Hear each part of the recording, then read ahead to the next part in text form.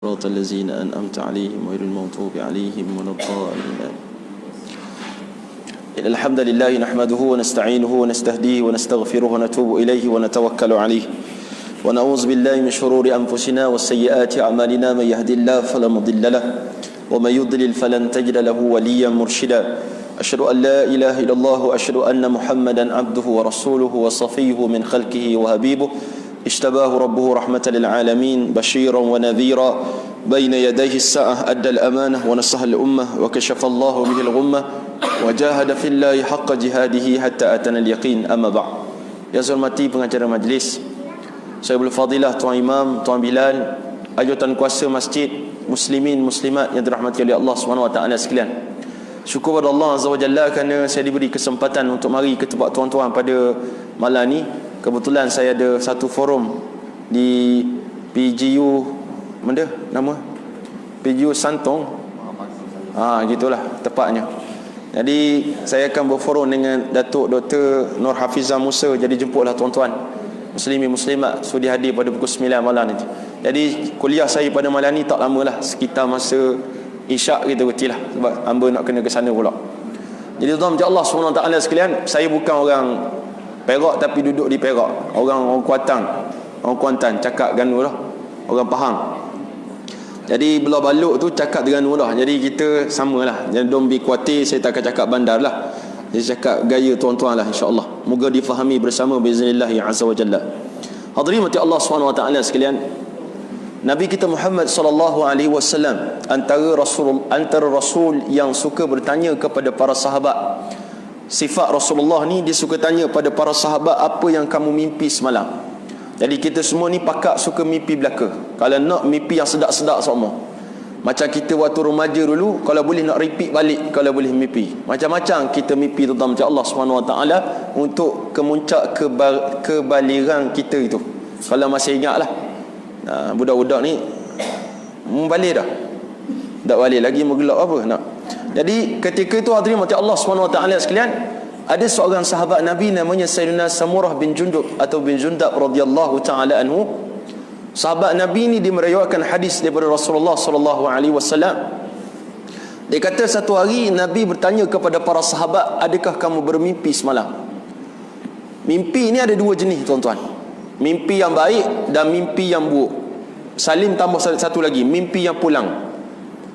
Tajuk lagu dia nak mimpi yang pulang. Jadi mimpi dua jenis, mimpi ataupun disebut ru'yah salihah, mimpi yang baik dan mimpi yang buruk. Mimpi yang baik ni kita sunat ataupun harus, bukan sunat lah, harus kita cerita pada orang lain. Mimpi yang bagus. Mimpi tak bagus ni tak sunat, bahkan tidak digalakkan kita cerita kepada orang lain. Bahkan ada setengah ulama berpandangan takwilan seseorang itu bila mana dia mentakwil, takwilan tersebut takut-takut jadi sungguh apa yang ditakwilkan, sedangkan takwilan dia itu tak tepat dengan apa maksud mimpi kita sebenarnya. Maka mimpi yang bagus ni kita boleh cerita pada orang lain. Mimpi yang tak molek kita simpan seorang sudah, jangan cerita pada orang lain. Ada seorang ulama besar namanya Ibnu Sirin. Kalau kita dalam bidang tafsir mimpi, dia terkenal dengan kitabnya, tapi bukan dia tulis, anak murid dia tulis, disandarkan kepada Ibnu Sirin. Nama kitabnya Tafsirul Ahlam, tafsir mimpi. Sebanyak mana mimpi tuan-tuan tu tak boleh cari dalam kitab dia tu. Saya pernah beli kitab tu di Mesir dulu. Beli kitab tu, dan waktu kalau ada mimpi-mimpi yang kita rasa susah nak kita takwilkan, kita cek baliklah kitab dia. Dan tuan-tuan Allah SWT, kalau baik, baiklah. Kalau buruk, tak perlu kita cerita pada orang lain. Maka Nabi tanya kepada para sahabat, dan sahabat tak cerita pada Rasulullah apa yang dimimpi semalam. Bahkan Rasulullah sendiri menceritakan kepada para sahabat Nabi SAW, dia telah bermimpi semalam. Kata Rasulullah, aku dimimpi dua orang lelaki datang membawa aku berjalan. Kata ulama, dua lelaki ini Jibril dan Mikail. Ada 3 malaikat utama di sisi Allah SWT. 10 tu yang kita ngapa.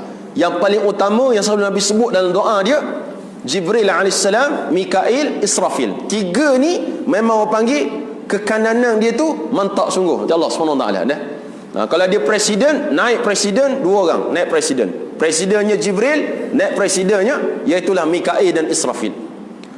Maka yang datang bertemu dengan Nabi ni Jibril dan Mikail. Bawa Nabi berjalan dalam mimpi tersebut, Nabi diperjalankan, roh Rasulullah diperjalankan. Maka Nabi bertemu pada setengah tempat ada seorang yang sedang berbaring dan dipecahkan kepalanya. Ada seorang tengah baring, seorang lagi pegang batu bapak besar, pecahkan kepala orang tu. Bukan batu tu pecah, kepala orang tu pecah. Golek batu tu, bergolek. Orang yang tukang pecah kepala ni, dia ambil batu, kejar batu tu, dia mari balik tempat dia pecah kepala tadi. Orang tu bercantum balik kepala dan dipecahkan lagi. Nabi sebut subhanallah. Tuan-tuan, kita kalau jumpa benda takjub, kena sebut subhanallah. Jangan sebut Allah, jangan gitu. Nak, weh, jangan gitu. Subhanallah. Ni Allah bunyi macam lembu punya nak. Dah mana gitu. Sebut subhanallah. Harga sawit jatuh, subhanallah. Masya Allah tu, Masya Allah. Subhanallah ni benda yang takjub. Harga sawit jatuh, tak takjub tuan-tuan sekalian, ke takjub? Kita minta jauh lah. Kalau naik tu subhanallah. Kalau harga minyak turun, Masya Allah. Kalau naik, subhanallah. Gitulah. Macam kita naik kacir, sebelah kita yang potong kita tu kacir juga, cuma sport ring je. Dia pakai sport ring baru, kita sebut subhanallah. Jangan kata menatang ni pula, menatang ni pakai sport ring pula. Jangan gitu. Tak, kita sebut subhanallah. Itu Nabi ajar. Nabi kata kepada dua orang tadi, siapakah mereka ni? Maka jawab dua orang ni tadi, teruskan berjalan. Teruskan berjalan. Nabi pun berjalan dengan dua orang tadi. Akhirnya bertemu pula dengan seorang yang sedang tidur melentang. Tuan-tuan haji, muslimin muslimat yang ada penyakit jantung, orang lelaki ni cepat kena jantung dia. Sebab ada dua sebab. Saya sebut satu sudah.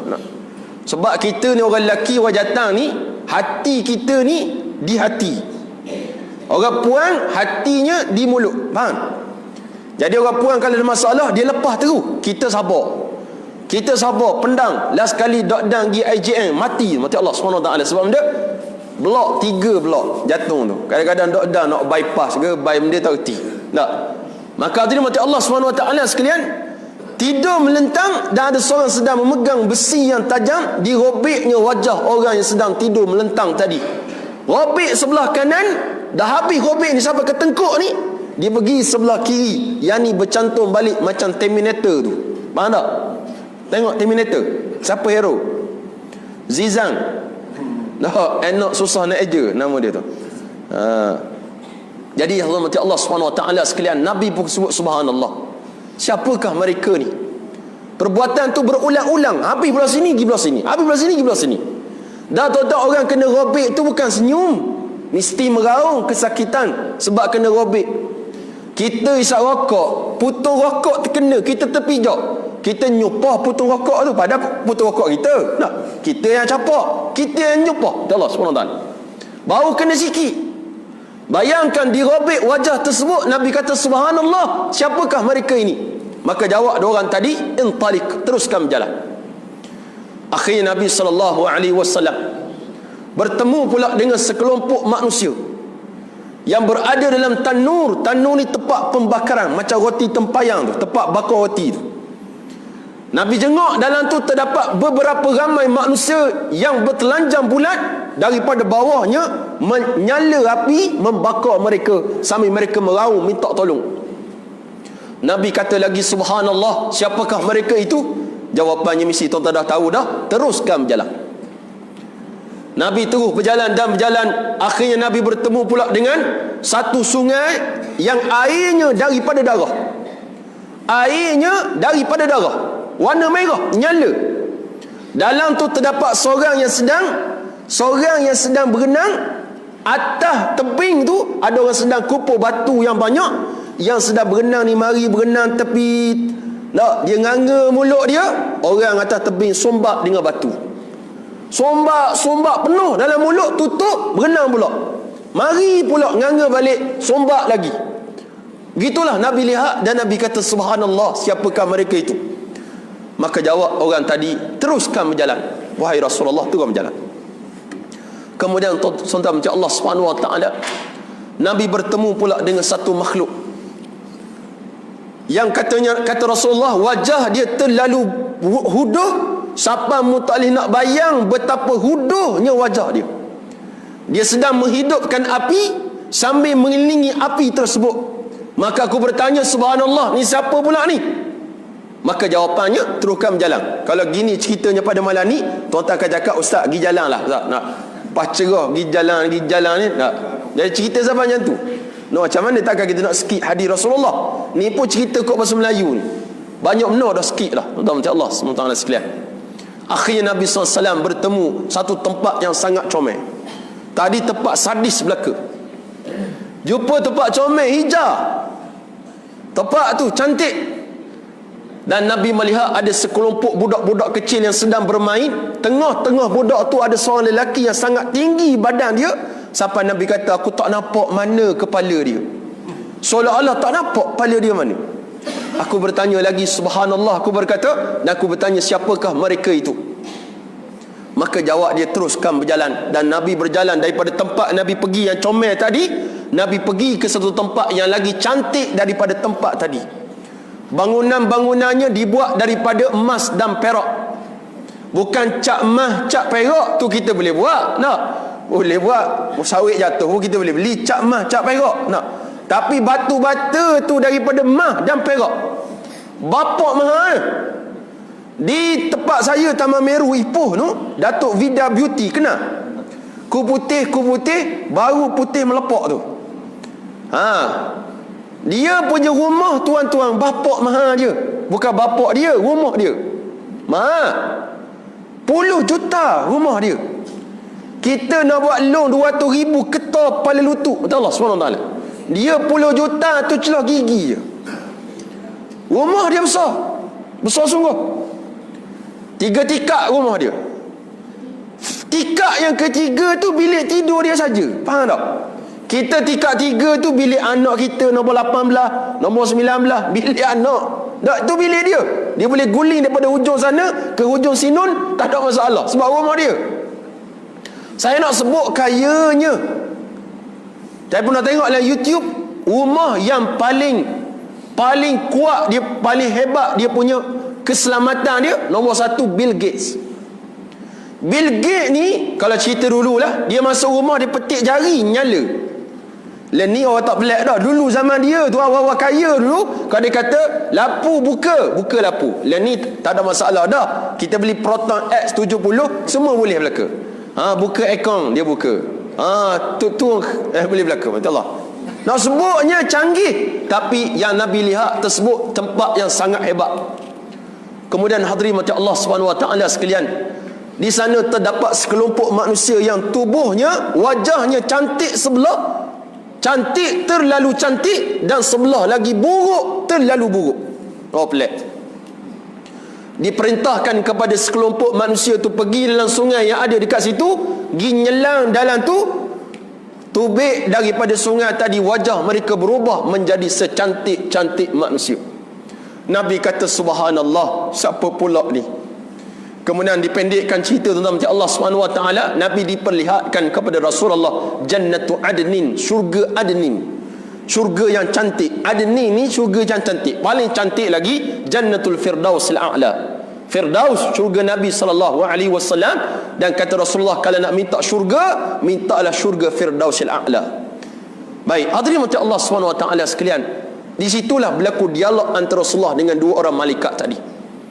Yang kamu bertemu dengan orang yang dipecahkan kepala itu, wahai Rasulullah, itulah umatmu. Dengar betul-betul tuan-tuan tafsiran daripada malaikat tadi. Umatmu yang mana dia reti baca Quran, dia boleh baca Quran, tapi dia tinggalkan Al-Quran. Dia boleh baca, dia nak tunggu Ramadan baru baca. Berabuk atas rak, kata Allah SWT. Cicak berak atas Quran. Punya kita jahatnya teman-teman Allah SWT sekalian, siapa ada cara ke Quran. Bila kita nak Quran, waktu malam Jumaat baca Yasin. Tu pun Yasin je kita tahu. Wal Quranil Hakim tak tahu dah. Ada seorang pakcik tu, dia mari lambat masjid. Biasa mari awal malam Jumaat sebab makan free, dia kata. Tak. Mari-mari tu orang dah start baca Yasin. Surah Yasin habis malam tu, yang kecil-kecil tu. Dia kata, Tok Imam, dah mana surah Yasin tu ambil besar? Tak ada dah, pergi ambil Quran besar tu. Dalam tu ada juga Yasin. Dia pergi ambil Quran besar. Dia cari, tak jumpa, cerah tak jumpa. Dia kata tak, dok dalam Quran ni, dia kata surah Yasin. Rupanya buta kayu, tuan-tuan, macam Allah Subhanahu Wa Taala. Yasin tu pun dia terti baca Yasin je. Wal Quranil Hakim tu tak reti dah. Bukan faedah ketereh ketan ni, bukan. Faedah lain. Allah Subhanahu Wa Taala. Kalau tak reti baca Quran boleh tahan lagi. Ni reti baca Quran tapi tak say baca Quran. Tambah baca Quran, Allah pecahkan kepala kita. Dan kata malaikat tersebut, orang daripada umatmu yang memang malah nak semayang bang. Orang Malaysia ni 80% tak semayang, tuan-tuan, macam Allah SWT. 80% tak semayang. 20% yang cukup 5 waktu. 20% je yang cukup 5 waktu. Yang lain 80% tak semayang. Cuba buat survey di ketas satu ni. Buat survey. Tok Imam pergi buat survey. Saya nak survey sekejap. Berapa orang isi rumah lah ni? 8 orang. Berapa orang semayang subuh tadi? 2 orang. 4 cerah. Allah SWT. Buat survey. Kita survey pada anak-anak murid di peringkat sekolah menengah. Di sekolah menengah, sekolah rendah, buat. Kebanyakan mak bapak tak semayang. Mak bapak cara ke cari makan, pah makan kedara. No, gitu lah. Makan kedara. Tu sebab kata mufti wilayah persekutuan orang Terengganu, Tuan Guru kami Datuk Dr. Zulkifli Muhammad Al-Bakri. Kita sempat belajar qawaid fiqhiyah dengan beliau. Dia kata apa? Orang zaman ni reti ternak anak daripada mendidik anak. Ternak anak, dia kata. Lapar, mu lapar orang. Lapar, makan. Kedara, dia kata. Mu ngantuk, pergi tidur. Mu nak benda, nak hiburan, tengok TV. Mu nak benda, duit belanja, ambil. Mu nak mandi, pergi mandi. Quran, relax bah. Tak apa. Abah tak kisah. Mu tak kerti Quran, tak apa. Asalkan mu hidup tak ubah macam lembu kambing mati Allah SWT sekalian.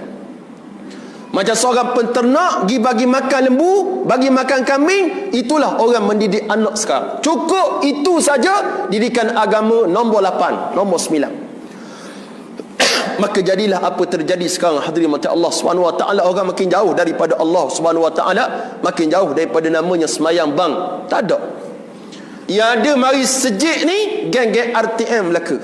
Rancangan tunggu mati. Allah SWT. Yang muda-muda sihat walafiat gimana? Pergi shopping komplek. Kalau pula Ipoh sana, hadirin mati Allah SWT, nak jumpa ramai ni orang muda macam ni jarang ya amat. Jarang. Banyaknya yang nyandor dekat dinding, tu ramai. Ya, duduk belakang tiang, ramai. Bam dia, tak boleh dah duduk tegak sebab sakit belakang dan sebagainya. Maka hadirin mati Allah SWT, yang kedua, yang dirobek wajah mereka inilah orang yang mana waktu paginya bangun celak mata je dia duduk sebar fitnah kepada orang lain. Zaman kita ni zaman fitnah. Kata Rasulullah, sayati 'alan nasi sanawatun khadda'atun, akan datang pada manusia tahun-tahun penuh dengan penipuan. Yang mana orang yang penipu dianggap benar, orang benar dianggap penipu. Orang pengkhianat diberi amanah, orang yang amanah dikhianati. Dan bercakap kepada mereka itu golongan ruwaibidah. Ruwaibidah ni apa? Rajulun tafih, seorang lelaki yang bodoh, yang tak reti apa benda satu tentang urusan agama, urusan ummah, bercakap tentang urusan ummah sedangkan dia tak tahu apa-apa. Orang mak salih karbon nothing, macam Allah SWT. Orang Kelantan kata nothing. Nothing animal, nak ya. Nak sebutnya hadirin macam Allah SWT, zaman dulu orang nak buat fitnah, gi kedai ke kedai, rumah ke rumah, ceruk dapur ke ceruk dapur. Dia ada geng mesyuarat tingkap nama dia. Kalau di Belah Penang, orang panggil Mami Jarum. Dia buat cerita. Zaman ni tak payah dah. Ada handset, ada wifi, ada internet, ada data, ada akaun Facebook, ada grup WhatsApp, ada grup Instagram, Telegram. Tuan-tuan boleh sebarkan fitnah ikut dang kita je macam Allah SWT. Itu sebab kata Rasulullah, zaman kita ni zaman penuh dengan penipuan, tuan-tuan, macam Allah SWT sekalian. Baik, seterusnya. Sikit lagi Nabi ni nak isyarat. Cepat, saya memang ceramah cepat. Tuan-tuan jangan risaulah. Nah, saya macam cakap laju satu, cepat satu. Tu orang tak apa suka tu. Nah, mari jauh-jauh cakap sekejap. Hadirin Allah SWT sekalian, kemudian Nabi bertemu pula dengan orang yang dibakar dalam tanur itu. Itulah umatmu yang melakukan perbuatan zina di atas muka dunia Allah SWT. Tuan-tuan yang dirahmati Allah SWT, Allah sebut dalam Quran, wala taqrabuz zina innahu kana fahishatan wa sa'a sabila. Jangan kamu dekat dengan zina. Kadang-kadang kita terbias, banyak benda kita terbias dengan perbuatan zina. Tak zina, tapi arah nak ke zina tu banyak. Nak pada zaman kita ni, kita boleh akses, anak-anak kita boleh akses macam-macam, dia boleh tengok apa yang nak tengok zaman kita. Tengok-tengok dah tengok ceramah UAI, keluar video yang kita tak nak tengok pun. Kita nak skip ke? Dia kata tak boleh skip, rezeki dia kata. Last sekali tengok juga. Ada seorang budak di sebuah sekolah, tuan-tuan. Dia jaga-jaga tengah malam, dia tengok ayah dia tengok cerita porno. Porno ke porno? Porno. Cerita ngarut lah. Mau tahu? Tak bagus, tak tahu. Bila dia tengok, dia perasan anak dia tengok, dia ajak anak dia tengok sekali. Inilah ayah paling bodoh di dunia, macam Allah SWT. Patutnya bila ayah anakmu tengok, mu malulah, tutuplah. Kalau tak ada, tak cari remote, tutup switch tu. Ni dak ajak anak mari tengok. Anak baru darjah 3, tuan-tuan. Anak ni dia buat aksi tersebut, cerita kepada kawan-kawan dia dalam sekolah. Cerita tu bukan sikit, semua dia tahu belaka. Darjah 3. Bayangkan kalau umur dia umur 30 tahun. SWT. Ni yang berlaku pada zaman kita. Perhatikan history, sejarah. Anak tuan-tuan kalau ada handset, tengok sejarah. Dia tengok cerita apa dalam YouTube. Kita boleh check. Dia tengok Upin-Ipin ke tengok cerita lain. Kata nak tengok Upin-Ipin, rupanya tengok benda lain. Kata Allah SWT, nanya kita. Nak top up, kita beli top up. Nak benda kita boleh bagi. Nak tukar handset, upgrade yang canggih lagi, kita upgrade. Rupanya kita upgrade, anak kita masuk neraka Allah Subhanahu wa ta'ala. Berzina di atas muka dunia Allah Subhanahu wa ta'ala sesaannya sangat dahsyat. Saya pernah tulis sebuah buku tajuk 7 golongan mulia di bawah arasy Allah Subhanahu wa ta'ala. Antaranya hadis Nabi sebut, wa rajulun da'athu imra'atun dhatu mansabin wa jamalin faqala inni akhafullah. Seseorang yang diajak oleh seorang perempuan yang cantik, ada pangkat, ada rupa, semuanya cukup lekat dia punya faktor dia tu untuk mengajak seseorang berzina. Dia kata inni akhafullah, aku takut pada Allah Subhanahu wa ta'ala. Dalam tafsiran yang saya nakalkan dalam tulisan tersebut, disebut dalam hadis Rasulullah sallallahu alaihi wasallam, ahli neraka ni yang terlibat dengan zina, kemaluan dia tu akan mengeluarkan cecair yang sangat busuk, sampailah ahli neraka minta tolong dengan Allah agar alihkan mereka daripada neraka tersebut. Ahli neraka budak tahan, Allah Subhanahu wa ta'ala, bau daripada kemaluan orang pernah melakukan zina kalau tak sempat bertaubat kepada Allah Jalla wa Ala. Kemudian Nabi bertemu pula dengan satu orang yang sedang berenang dalam sungai darah tersebut. Maka kata ulama, kata dua malaikat tadi, itulah orang yang atas muka dunia dia terlibat dengan perbuatan riba. Riba ni tuan-tuan sekalian, kalau kita terlibat secara langsung, tempiah, habuk dia tetap melekat pada kita. Dulu kerajaan kita tak buat lagi sistem ataupun bank Islam. Bank Islam, sistem keuangan Islam tak ada. Ramai orang terlibat dengan sistem konvensional. Terpaksa. Kalau tak merasa. Nak beli rumah dulu, bank konvensional kita pergi. Tapi ni kita ada pilihan. Kita ada bank Islam, kita ada bank konvensional. Ada juga orang yang tak reti, dia kata sama je ustaz, bank konvensional, bank Islam, bank konvensional lagi bagus. Ini orang paling tak bagus di dunia, macam Allah SWT. Ada bank Islam bermakna itulah pilihan kita yang terbaik.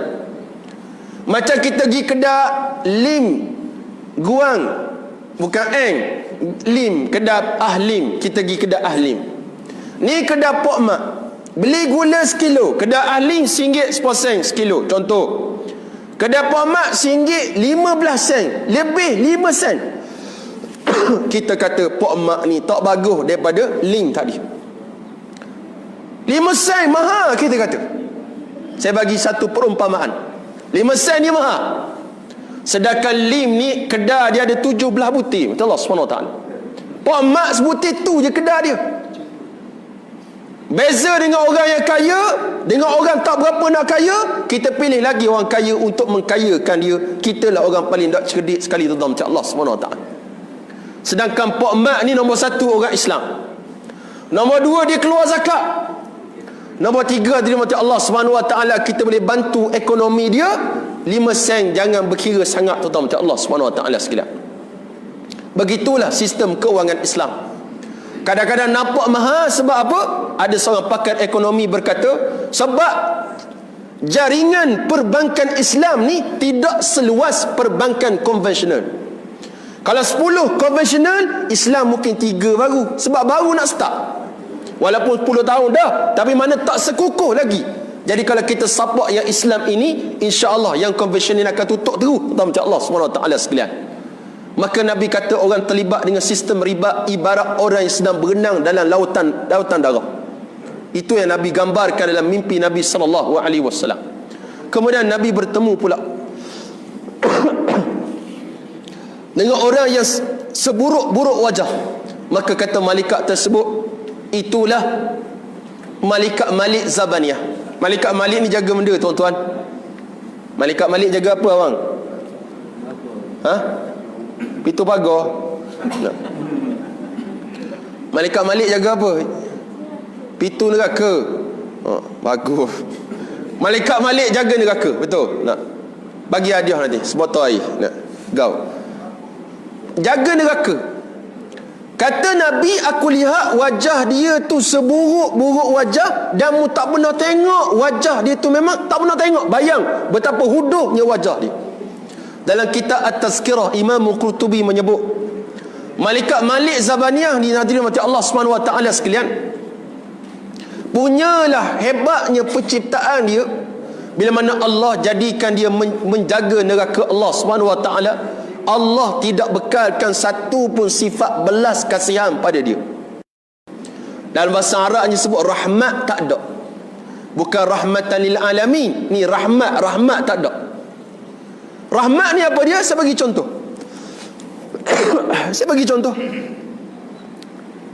Kalau tengok singa dalam National Geography, singa ni pergi terekam binatang.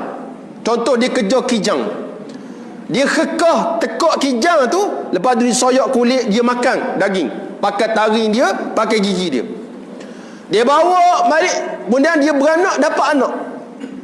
Singa tadi dapat anak. Bila anak dia keluar, anak dia dalam bahaya, dia akan alih anak dia pakai taring tu juga. Dia gonggong anak dia, kekah kepala anak tu ke gonggong, orang panggil. Gigit kepala anak dia, tak putus kepala anak dia. Dia boleh cover macam mana, hadirin Allah SWT, macam buaya juga. Dalam National Geography sebut juga. Tengok, dia nak alih anak dia daripada lubang yang terkambuh tu. Dia korek, nak keluarkan anak letak dalam sungai, sumbat anak dalam mulut belaka. Gigitan yang paling kukuh di dunia, gigitan buaya macam Allah SWT. Paling kuat gigitan dia. Tapi dia boleh cover, dia boleh jaga sampai tak telan, tak kekah anak dia. Itu namanya rahmat yang Allah berikan kepada binatang tersebut. Macam manusia tak kisahlah tuan-tuan, macam Allah SWT. Saya ada seorang anak murid di Mahat Tahfiz saya, yang mana dia ni, ayah dia orang Terengganu. Tamah lah orang Terengganu.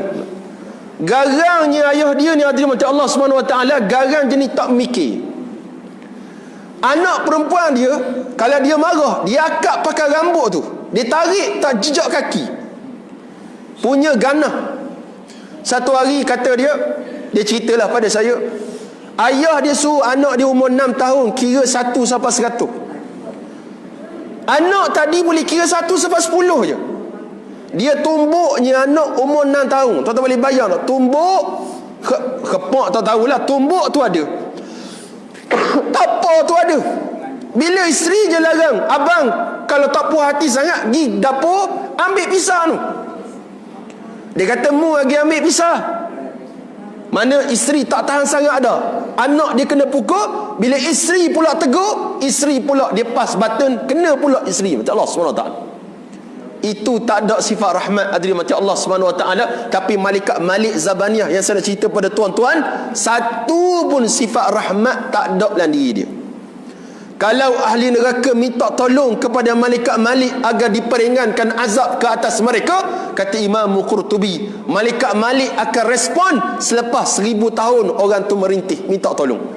Tolong ni 1000 tahun baru malaikat Malik akan respon. Respon dia tu pun bukanlah dapat keselamatan kepada orang minta tolong tadi, kecuali suatu azab juga kepada mereka. Dalam suratul Mulk disebut, idza ulqu fiha sami'u laha shahiqan wa hiya tafur takadu tamayyazu minal ghaiz kullama ulqiya fiha fawjun sa'alahum khazanatuha alam ya'tikum nadhir.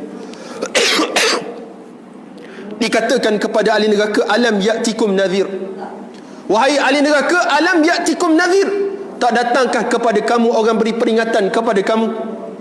Maka jawab ahli neraka, qalu qad ja'ana nadhirun fakadzabna, datang kepada kami pemberi ingatan, tapi kami dustakan apa yang mereka sampaikan kepada kami. Hadirin macam Allah SWT. Kemudian Nabi bertemu pula dengan sekelompok manusia yang sedang banyak budak-budak, dan terdapat seorang lelaki yang tinggi badan dia. Maka jawab malaikat tadi, itulah Nabi Allah Ibrahim alaihissalatu wassalam. Yang budak-budak yang ramai tadi itu siapa? Itulah anak-anak orang Islam yang mati sebelum umur baligh mereka. Kalau ada anak tuan-tuan, cucu tuan-tuan yang Allah uji kita dengan dia dicabut nyawa mereka awal daripada kita, anak kita belum balik lagi, meninggal dah, maka berita gembira kepada tuan-tuan macam Allah SWT bahawa Allah letakkan mereka itu di bawah jagaan Nabi Allah Ibrahim alaihissalam. Maka sahabat bertanya kepada Rasulullah, wahai Rasulullah, adakah termasuk anak-anak orang kafir yang mati sebelum baligh mereka? Anak-anak ahcong, anak-anak pi kalimutu, anak mutu sami, yang mana mati dia tak damsa. Maka jawab Rasulullah, bahkan mereka termasuk sekali di kalangan orang yang berada di bawah jagaan Nabi Allah Ibrahim alaihissalam. Dengan syarat tuan-tuan kena sabar banyak. Kita nak dapat syafaat anak-anak yang meninggal dulu pada kita ni tuan-tuan sekalian, syarat dia sabar. Dan sabar ni lah yang paling berat nanang sekali kita nak terima. Kita tak dipanggil sabar selepas 10 hari, tak panggil sabar. Ada seorang wanita pada zaman Nabi yang sedang merintih di depan kubur keluarga dia. Tengah dia menangis, Nabi datang khabar kepada dia, wahai perempuan, bersabarlah kamu, bersabarlah kamu. Maka jawab dia, apa kamu tahu? Dia tak sedar yang Nabi cakap dia suruh sabar.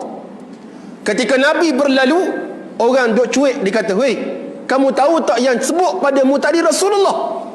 Dia pergi bertemu, kejar Nabi Muhammad, minta tolong. Waktu tu Nabi kata, innamas sabru inda sadamatil ula.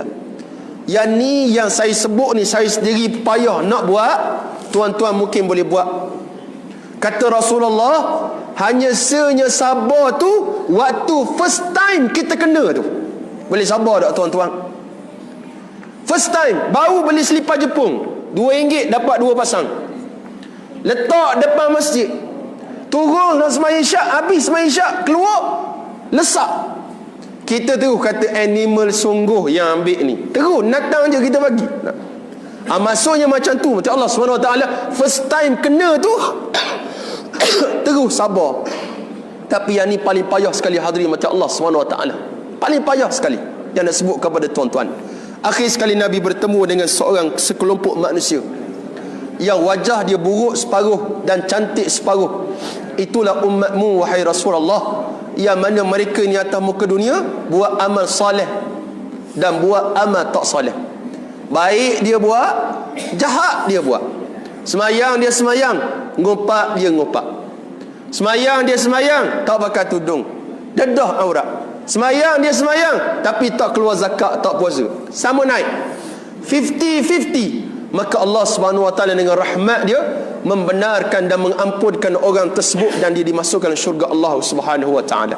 Hadis ni tuan-tuan sekalian boleh dapatkan dalam kitab Ashabus Sunan, dan Sahih Bukhari pun ada, Sahih Muslim pun ada, dan Ashabus Sunan yang lain.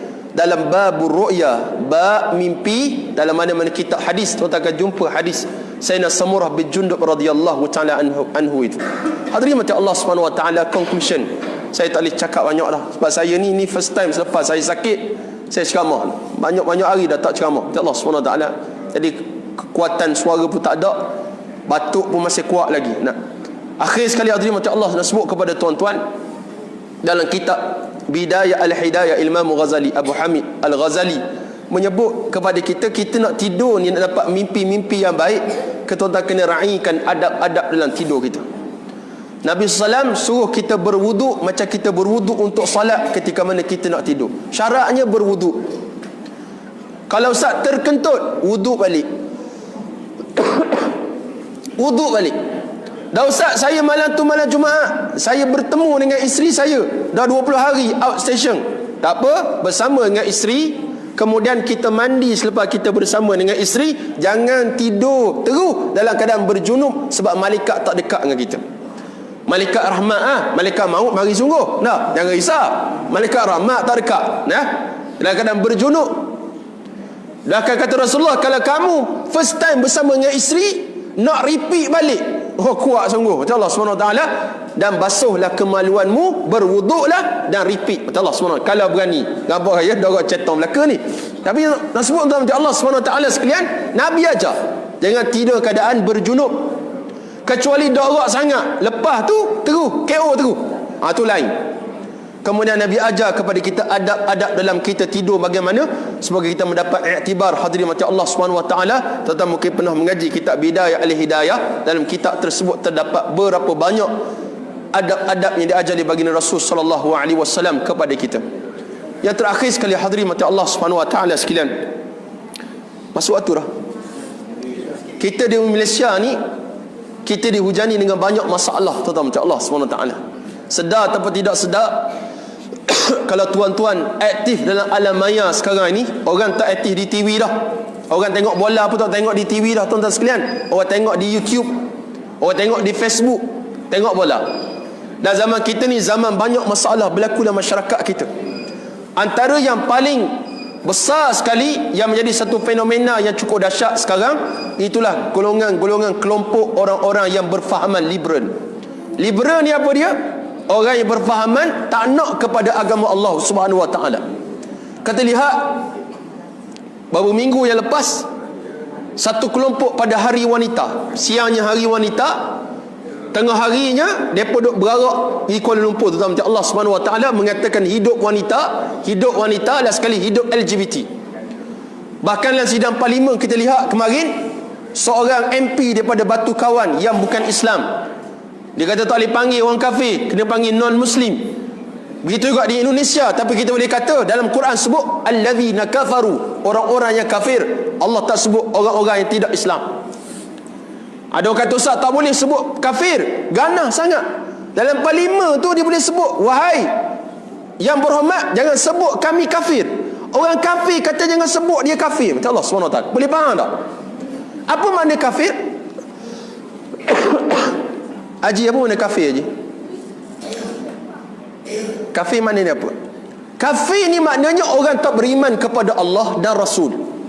Dia beriman kepada Allah, tak beriman pada Rasul, kafir. Dia beriman pada Rasul, tak beriman pada Allah, kafir juga. Kafir-kafir ni orang tak beriman kepada Allah, tak beriman dengan Rasulullah sallallahu alaihi wasallam. Dia beriman kepada Allah, beriman dengan Nabi Isa, tak beriman dengan Nabi Muhammad, kafir. Maka hadirin mati Allah Subhanahu wa taala kena ingat apa yang Nabi ajarkan kepada kita. Kesan mereka ini sampai mereka sanggup untuk merobekkan maruah Islam. Justru itu hadirin mati Allah Subhanahu wa taala, di peringkat tuan-tuan berada di bumi Dungun ataupun parlimen Dungun di daerah Paka ni, tuan-tuan mati Allah Subhanahu wa taala pasakkanlah keimanan. Bantu masjid buat program untuk anak-anak dewasa kita. Tuan Pengurusi tadi sebut, di sini banyak berlaku kes orang isap dadah. Di kampung saya pun ramai, tuan-tuan macam Allah Subhanahu wa taala, kampung Balok tu, kawasan nelayan, sama juga masalah paling besar dadah. Macam mana kita nak basmikan mereka? Jawapan pertama tuan-tuan macam Allah Subhanahu Wa Taala nombor satu, selamatkan apa yang ada sekarang dulu. Yang kedua, kita fikir gaya macam mana nak selamatkan anak-anak kita yang terlepas ni. Bagi mak ayah yang pernah ada anak macam tu, tuan-tuan jangan lekang di bibir tuan-tuan untuk bergantung harap dengan Allah Subhanahu Wa Taala. Kadang-kadang kita bergantung harap dengan pusat serenti. Kita bergantung harap dengan pusat serenti, tak jadi apa tuan-tuan sekalian. Serenti maksudnya serentak berhenti, tu maksud dia. Tapi tak berhenti-henti. Maka bagi kita hadirin macam Allah Subhanahu Wa Taala, kebergantungan kepada Allah perlu ada. Ada seorang hamba Allah, anak dia ni pengisap dadah tegar. Tegar tak tegar, dia ngisap sampai depan mak dia ngisap. Punya hebat. Handalang sungguh. Mak dia, orang kampung kata dia ni tunggu mampu je. Ni bahasa kasar. Tunggu mampu je. Tapi mak ni kata insya-Allah anak aku akan sembuh. Dia yakin sungguh dengan Allah Subhanahu Wa Taala, yakin dia boleh bukan cakap saja. Dia tak rayakkan mulut je. Dia tadah tangan tiap-tiap malam doa pada Allah, doa kepada Allah, dan Allah Subhanahu Wa Taala Maha mendengar apa yang kita minta kepada Allah Subhanahu Wa Taala. Masalah kita ni, kita tak minta kepada Allah Subhanahu Wa Taala, akhirnya apa terjadi kepada kita hadirin mata Allah Subhanahu Wa Taala? Kemerosotan akhlak yang berlaku dalam masyarakat kita. Moga-moga Allah Subhanahu Wa Taala menatijahkan sedikit pertemuan kita pada malam ni, menatijahkan natijah yang baik biiznillah ya azza wa jalla. Aqulu qawli hadha wa astaghfirullahalazim li wa lakum. Wassalamu alaikum warahmatullahi wabarakatuh.